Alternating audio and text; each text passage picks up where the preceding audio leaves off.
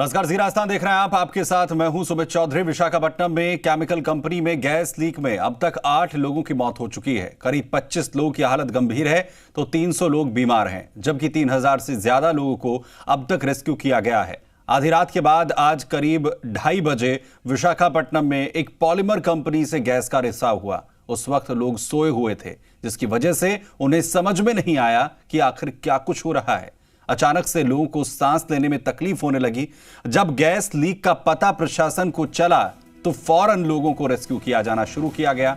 पास के 6 गांवों में दहशत का माहौल है। त्रासदी के बाद पीएम मोदी की अध्यक्षता में एनडीएमए की बैठक जारी है, तो आंध्र प्रदेश के सीएम जगन मोहन रेड्डी भी विशाखापट्टनम के लिए रवाना हो चुके हैं।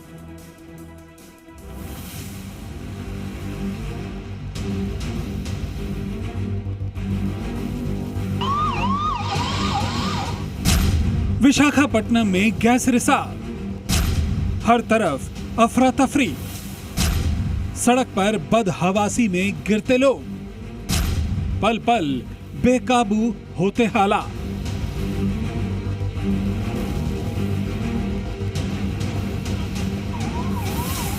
आंध्र प्रदेश के सबसे बड़े शहरों में से एक विशाखापट्टनम में गुरुवार रात जो हुआ उसने 36 साल पुरानी भोपाल गैस त्रासदी की यादें ताजा कर दी। रात करीब 2:30 बजे का वो वक्त जब शहर का हर बाशिंदा आराम की नींद सो रहा था। शहर के आरआर वेंकटपुरम इलाके में स्थित एक पॉलीमर कंपनी से खतरनाक जहरीली स्टायरीन गैस का रिसाव शुरू हो गया और देखते ही देखते कुछ ही घंटों में शहर के एक बड़े हिस्से की आबोहवा जहरीली हो गई। इसके बाद सुबह की ताजा हवा में सांस लेने के मकसद से जो लोग अपने घरों से बाहर निकले, उनका सामना ऐसी गैस से हुआ जो उनके बूते से बाहर की बात थी। ये एलजी पॉलीमर्स की जो फैक्ट्री थी वो लॉकडाउन के बाद खुली थी और लगता है कि उसी क्रम में खोलने के क्रम में रीस्टार्ट करने के क्रम में गैस लीकेज हुआ है। आसपास के जो गांव हैं उसमें जो परिवार हैं वो अफेक्टेड हुए हैं और 2:30 बजे रात में उनको टॉक्सिक स्मेल्स आए और इस तरह की शिकायतें आई। उन्होंने लोकल पुलिस, लोकल एडमिनिस्ट्रेशन और लोकल सर्विसेज को इन्फॉर्म किया था। उसके बाद एनडीआरएफ को भी सूचना दी गई करीब 5:30 बजे सुबह और एनडीआरएफ आधे घंटे में पहुंच गई थी और लोकल एडमिनिस्ट्रेशन को इवैक्यूएशन में मदद किया। हालांकि गैस लीकेज को रोकने का काम रात में ही शुरू कर दिया गया था, लेकिन इसके बावजूद विशाखापट्टनम की सड़कों पर गैस लीक की वजह से सुबह भयावह मंजर देखने को मिला। लोग सांस लेने की मुश्किल, आंखों और सीने में जलन की शिकायत के साथ सड़क पर ही गिरने लगे। बताया जा रहा है कि लॉकडाउन की वजह से काफी दिनों से फार्मा कंपनी का प्लांट बंद पड़ा हुआ था। बीती रात प्लांट को दोबारा शुरू करने की कोशिश की गई। इसी दौरान गैस लीक का यह हादसा हुआ। आंध्र प्रदेश सरकार ने जांच के आदेश दे दिए हैं। गैस रिसाव से विशाखापट्टनम के सरकारी अस्पताल में अब तक 8 लोगों की मौत हो चुकी है, जबकि करीब 25 लोगों की हालत नाजुक बताई जा रही है। इनमें अधिकतर बुजुर्ग और बच्चे हैं। अस्पताल में भी खराब तबीयत की वजह से करीब 300 लोग भर्ती कराए गए हैं। घटना की जानकारी मिलने के बाद सीएम जगन मोहन रेड्डी विशाखापट्टनम के लिए रवाना हो गए हैं। घंटों की मेहनत के बाद फैक्ट्री के आसपास के इलाके से हजारों लोगों का रेस्क्यू किया गया है। मौके पर मौजूद एनडीआरएफ और एसडीआरएफ की टीमें लोगों को सुरक्षित जगह ले जाने के लिए पुरजोर कोशिश कर रही हैं। दिल्ली में भी प्रधानमंत्री मोदी ने विशाखापट्टनम गैस लीक हादसे पर आंध्र प्रदेश के सीएम जगन मोहन रेड्डी के साथ फोन पर बात की और पीड़ितों के लिए हर संभव मदद का आश्वासन दिया। हैदराबाद से प्रसाद भोसकर के साथ विशाखापट्टनम से ब्यूरो रिपोर्ट, जी मीडिया। विशाखापट्टनम की एलजी पॉलीमर की फैक्ट्री से जो गैस लीक हुई वो काफी खतरनाक है। क्या है ये गैस और इसका असर इंसानों पर किस तरीके से होता है, रिपोर्ट में आपको दिखाते हैं।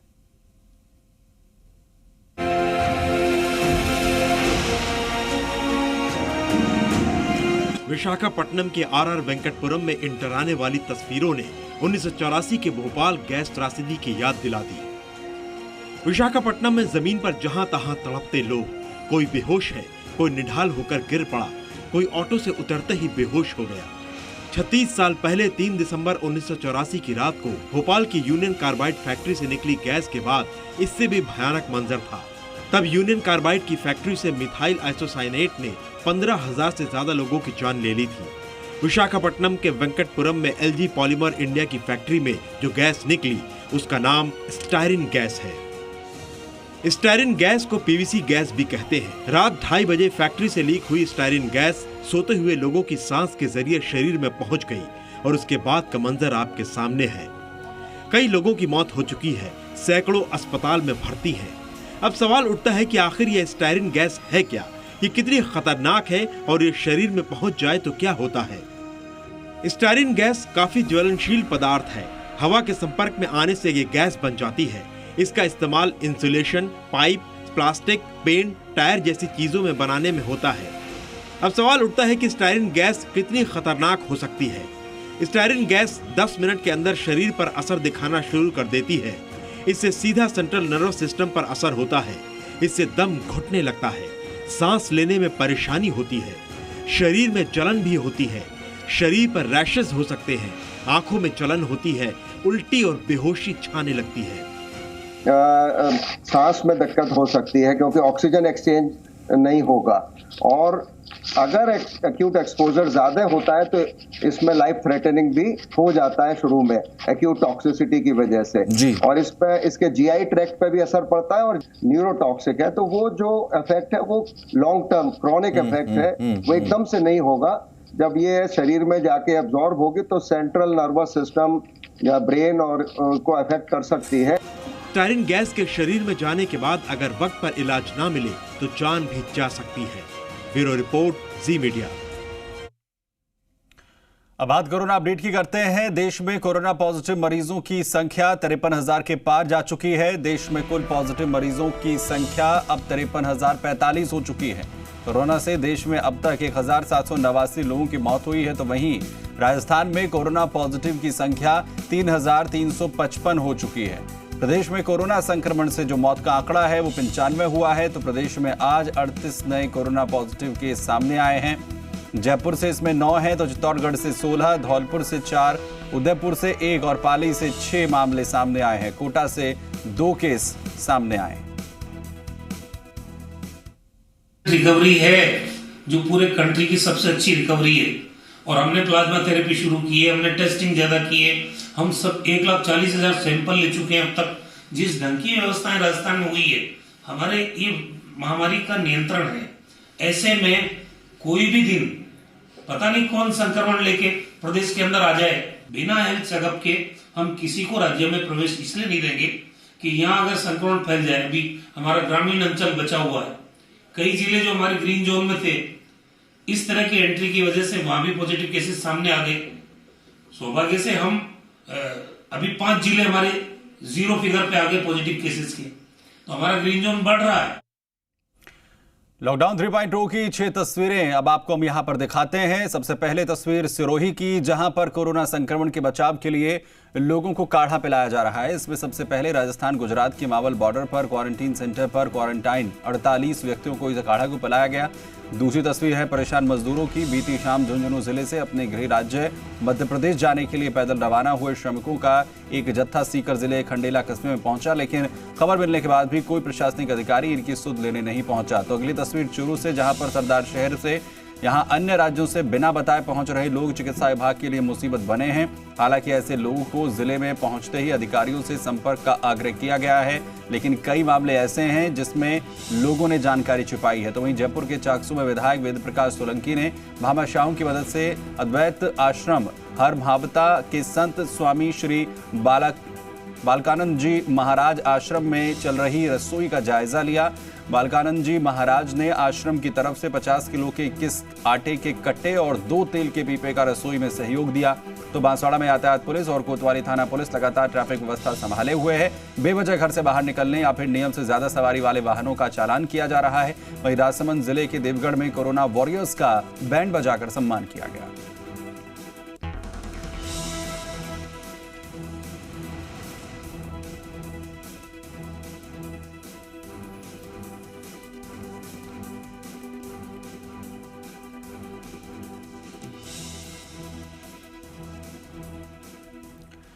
उधर प्रदेश के क्वारंटाइन सेंटर में रह रहे कोरोना पॉजिटिव और संदिग्ध लोगों की रोग प्रतिरोधक क्षमता बढ़ाने के लिए अब उन्हें होम्योपैथिक दवाएं दी जा रही हैं। होम्योपैथिक चिकित्सा निदेशालय से निर्देश मिलने के बाद होम्योपैथिक चिकित्सक घर घर जाकर लोगों को निःशुल्क आर्सेनिक एल्बम दवा पिला रहे हैं।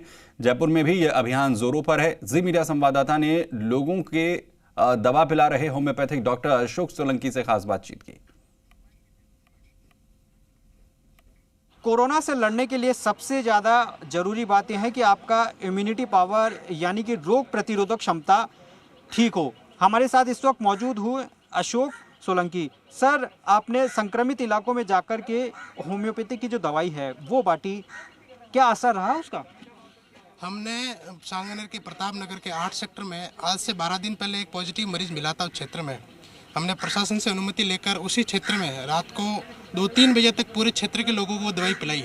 कितनी कारगर साबित हो रही है दवाई? ये दवाई 100% कारगर है और जो वर्तमान में कोरोना के सिम्टम्स आ रहे हैं प्राइमरी कंडीशंस में, इस दवाई के अंदर रोग प्रतिरोधक क्षमता बढ़ाने की क्षमता तो है ही है, साथ में इस दवाई के अंदर क्यूरेटिव पावर बहुत अच्छी है ताकि लोगों को और इम्यून सिस्टम अच्छा हो।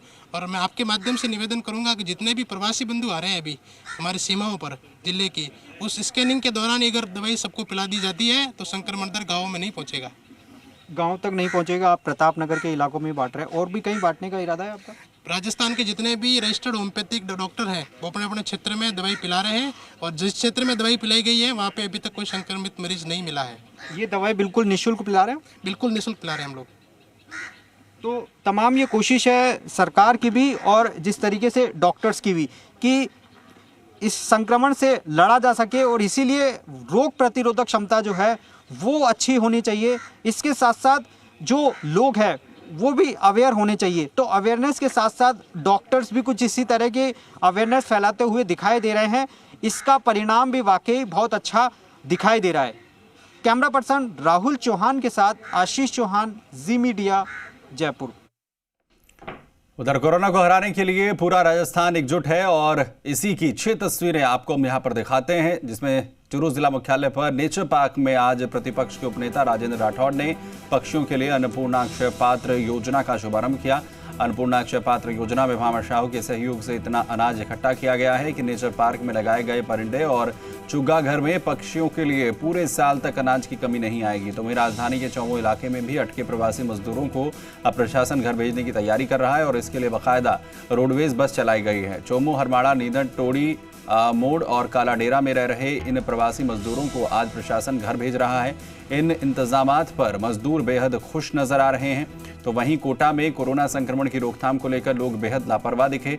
राशन की दुकानों पर राशन सामग्री वितरण के दौरान लोगों की भीड़ सोशल डिस्टेंसिंग की धज्जियां उड़ा रही है, तो लोग मास्क तक नहीं लगा रहे हैं। वहीं जोधपुर के शेरगढ़ में अहमदाबाद से आए 3 लोगों में एक 45 साल के शख्स के कोरोना पॉजिटिव आने के बाद पीड़ित के घर और इलाके में सोडियम हाइपोक्लोराइड का स्प्रे किया गया। कोरोना पॉजिटिव पीड़ित व्यक्ति के बेटे की रिपोर्ट नेगेटिव आने पर पत्नी का सैंपल लेकर होम क्वारंटीन किया गया है। कोरोना पीड़ित के आसपास करीब 10 ढाणियां हैं और लोगों को घरों से न निकलने की हिदायत देकर देवीगढ़ को कंटेनमेंट जोन घोषित कर दिया गया है। श्रीगंगानगर का अनूपगढ़ आयुर्वेद विभाग लोगों की इम्यूनिटी बढ़ाने के लिए आयुर्वेदिक काढ़ा बांट रहा है। तो विभाग ने सफाई कर्मचारियों से खासतौर पर दिन में कम से कम 2 बार काढ़ा पीने की अपील की है। तो वहीं डूंगरपुर में सांगवाड़ा थाना क्षेत्र के खड़गदा और गलियाकोट रोड पर 2 किराना शॉप्स पर 2 लोगों को तंबाकू की अवैध बिक्री करते पकड़ा है।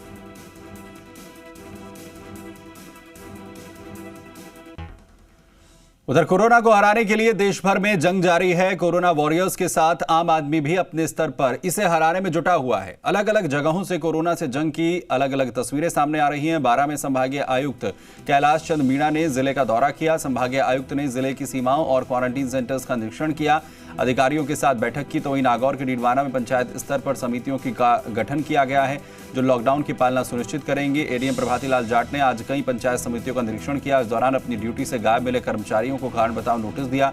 वहीं डीडवाना में ही गुरुजी की गली में आदर्श युवा मंडल ने कोरोना वॉरियर्स का सम्मान किया।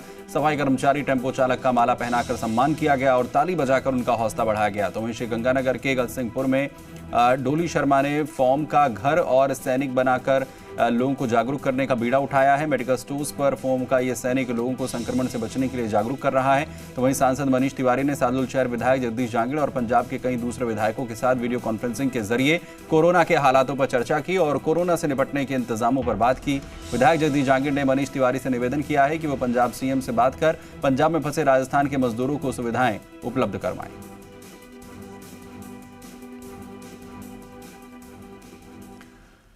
बीकानेर में महिला से दुष्कर्म के बाद हत्या का मामला सामने आया है। पुलिस ने इस मामले में 2 आरोपियों को गिरफ्तार किया है। पुलिस के मुताबिक 5 तारीख को बीचवाल थाने में इस मामले की रिपोर्ट दर्ज हुई थी। इसकी जांच करते हुए अमीन और हासिम को गिरफ्तार किया गया है। आरोपियों ने महिला से दुष्कर्म के बाद वारदात को अंजाम देना कबूल किया है। पुलिस अभी आरोपियों से पूछताछ में जुटी है।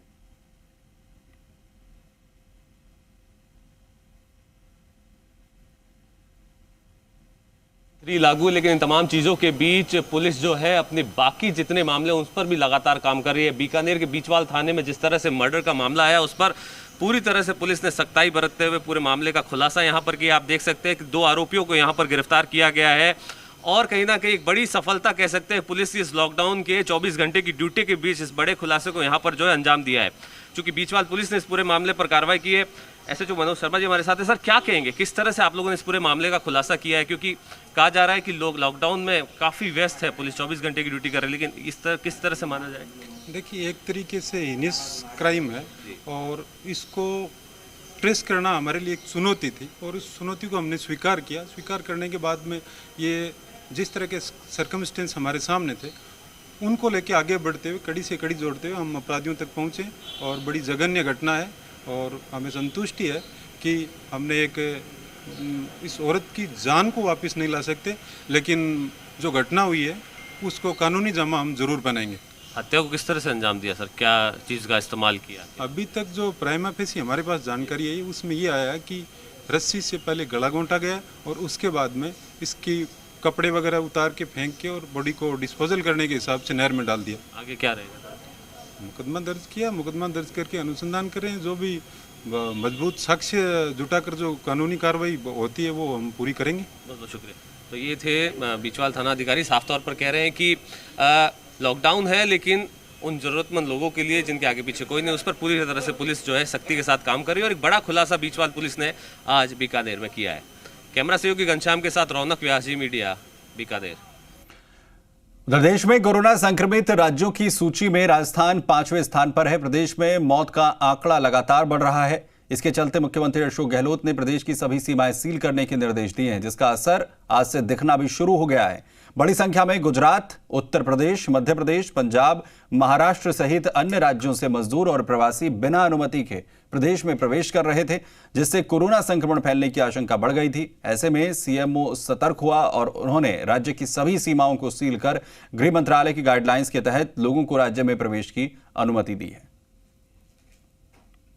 हमने प्लाज्मा थेरेपी शुरू की है, हमने टेस्टिंग ज्यादा की है। हम सब 1,40,000 सैंपल ले चुके हैं अब तक। जिस ढंग की व्यवस्थाएं राजस्थान में हुई है, हमारे ये महामारी का नियंत्रण है। ऐसे में कोई भी दिन पता नहीं कौन संक्रमण लेके प्रदेश के अंदर आ जाए, तो उसकी स्क्रीनिंग होना जरूरी है। पुलिस डिपार्टमेंट को कहा गया है कि पर्याप्त जाब्ता लगाएं, आरएसी लगानी तो आरएसी लगाएं, लेकिन ई पास जो जारी होंगे चीफ सेक्रेटरी के स्तर पे, उन्हीं के माध्यम से जो अनुमत श्रेणी के लोग हैं वही राज्य में आएंगे और बाकायदा उनका हेल्थ चेकअप होगा। बिना हेल्थ चेकअप के हम किसी को राज्य में प्रवेश इसलिए नहीं देंगे कि यहाँ अगर संक्रमण फैल जाए। अभी हमारा ग्रामीण अंचल बचा हुआ है, कई जिले जो हमारे ग्रीन जोन में थे, इस तरह की एंट्री की वजह से वहां भी पॉजिटिव केसेस सामने आ गए।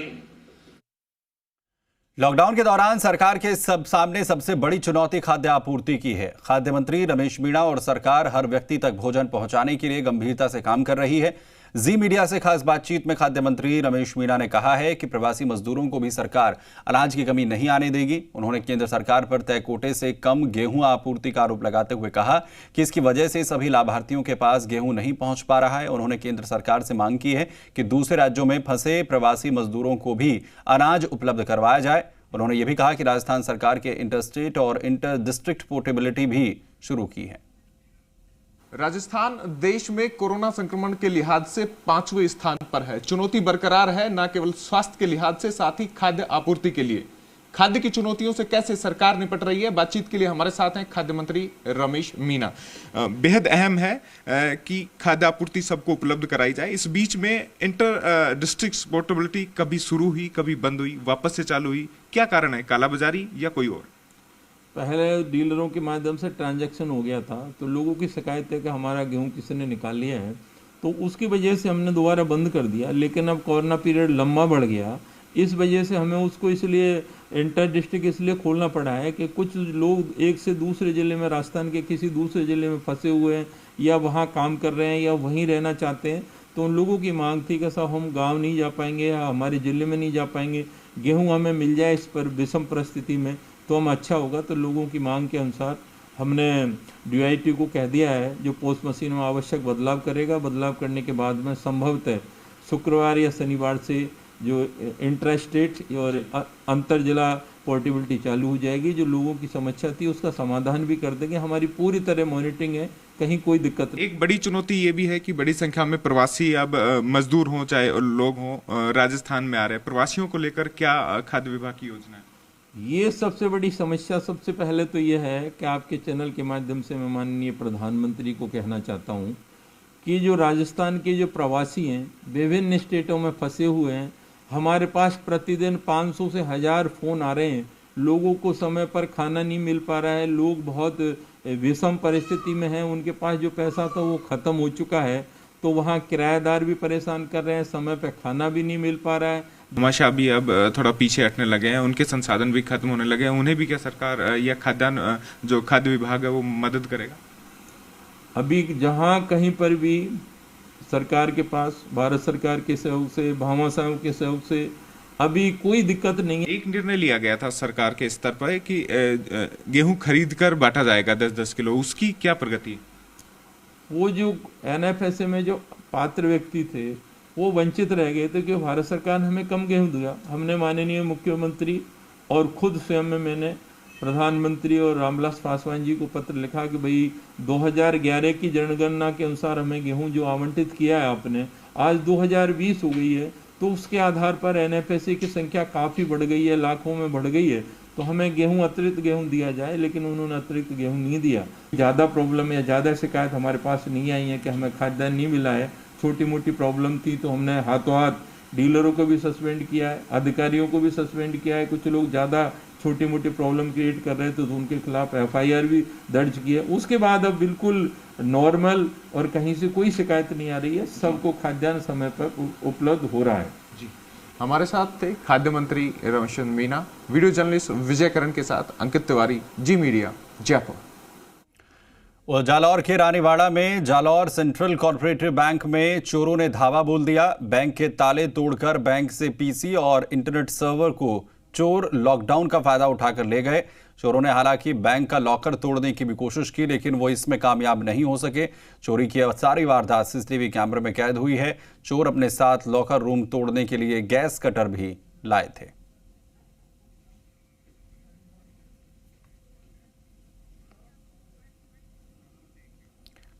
इसी के साथ बुलेटिन में इतना ही। खबरें जारी हैं, आप बने रहिए जी राजस्थान के साथ। नमस्कार।